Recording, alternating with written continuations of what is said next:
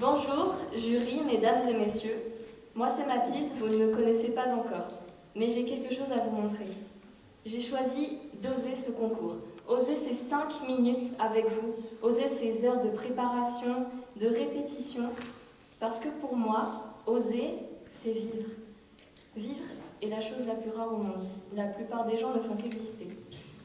Vous avez certainement déjà entendu cette citation, elle est d'Oscar Wilde. C'est de cette vérité dont j'aimerais vous parler ce soir. Alors, vivre ou exister? Essayons déjà de faire la différence. Exister, c'est respirer, manger, bouger, 5 fruits et légumes par jour. Entre nous, qui le fait vraiment tous les jours? Pas grand monde. Trêve de plaisanterie. Exister désignerait donc un état plutôt passif. A contrario, vivre. Vivre sonne plus actif, plus animé. On ose, on sort de sa zone de confort, on fait ce qui nous plaît, on profite de ce que la vie a à nous offrir. La vie, c'est une chance. L'existence, elle, nous est donnée à tous. Je vous vois tous, vous existez, vous respirez. Vous êtes... mais est-ce que vous vivez? Vous êtes heureux dans ce que vous faites actuellement? Vous profitez ou vous vivez dans des « et si » ? Et si j'avais accepté ce poste? Et si j'avais accepté de faire ce saut en parachute? Et si j'étais partie en Thaïlande? Et si je l'avais aidé à porter ses courses? Et oui, mes amis, parfois, la vie, c'est aussi simple que ça. Vivre, ce n'est pas forcément le fait de faire des choses incroyables. Vivre, c'est aussi se rendre utile. Et en se rendant utile, on rend heureux les autres. En rendant heureux les autres, on se rend heureux soi-même. C'est beau de vivre. C'est beau. Tenez, j'ai retrouvé d'anciens bulletins scolaires. Et je suis sûre que certains ont déjà reçu ce genre de commentaires. Élève très sérieuse, mais trop passive à l'oral. Prenez confiance à l'oral. Il ne faut pas hésiter à participer davantage. On me disait également, Mathilde, pourquoi tu ne lèves pas la main? D'accord, je lève la main ici devant vous ce soir.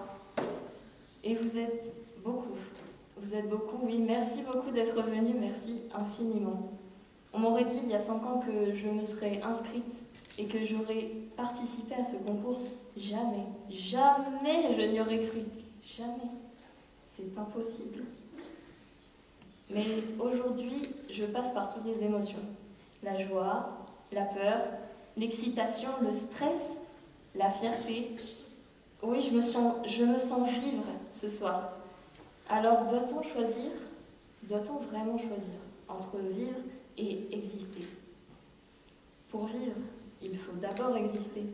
Pour passer par ces moments d'exaltation, il faut d'abord connaître ces moments un peu vides, ce quotidien où on agit parfois machinalement. Ah, j'ai une anecdote d'ailleurs, et je suis sûre que beaucoup vont s'y reconnaître. C'était une journée de creux, je n'avais pas de cours, alors j'en profite pour travailler, pour réviser, pour ranger. Vaste programme. Je me lève donc à midi. Oui, très belle journée, et plutôt après-midi qui se profile, n'est-ce pas? Donc je mange et je me dis que je commencerai à 13h30. Je regarde, ah zut, il est 13h34. Bon, je commencerai à 14h, j'ai le temps. Allez, une dernière vidéo, 14h16. Bon, je commencerai à 14h30. Une autre vidéo, puis une autre, puis 1 heure passe, puis 2, puis 3. J'étais toujours assise là, en regardant ces vidéos. Des vidéos d'un créateur de contenu qui, lui, visitait la Chine. Pendant que moi, en 4 heures, je n'ai visité que mes toilettes. Ce fameux créateur, donc, lui, il osait aller vers les locaux, malgré la barrière de la langue.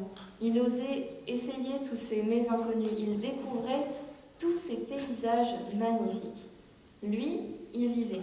Et moi, j'existais. J'étais dans le « et si j'allais là-bas », des étoiles plein les yeux. J'étais dans le « et si ». Malheureusement, je travaille encore pour des cacahuètes à mon jeune âge. Et surtout, je suis toujours avachie au fond de ce canapé. Mais je ne compte pas répéter ce schéma éternellement. J'en viens donc à ma conclusion. Vous savez quoi ? Vous savez quoi ? J'étais sceptique. J'étais vraiment sceptique en regardant ce sujet. Mais il m'a intriguée. Je me suis sentie vraiment concernée. Parce qu'il nous concerne tous. J'existe, comme beaucoup, mais ce soir, j'ai décidé de vivre. Et je terminerai donc avec cette citation de Victor Hugo que je vais faire mienne ce soir. Le plus lourd fardeau, c'est d'exister sans vivre. Merci à tous.